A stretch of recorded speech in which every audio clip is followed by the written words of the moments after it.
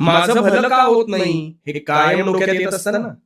आता यावर एक रामबाण उपाय सांगतो, तो शांतपणे ऐक.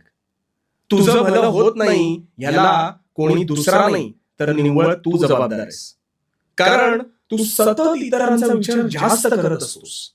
हा असा का, हीच अशी का, ह्याला काय गरज होती असं करण्याची, हे सगळे विचार कायम दुसऱ्याबद्दल तुझ्या मनात घोंगावत असतात, हो ना? त्यामुळे ह्या सगळ्यात तू तुझी मानसिक शक्ती ही इतर जण का असे वागतात आणि त्यांनी कसं वागायला हवं ह्यावर खर्च करतोस. मग तुझी भरभराट होणार कशी?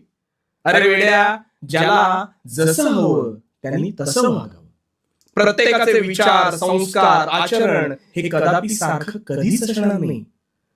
तुला जे वाटतंय ते त्याला किंवा तिला तसं करावं, तसं वागावं असं वाटत नसेल तर तो सर्वस्वी त्यांचा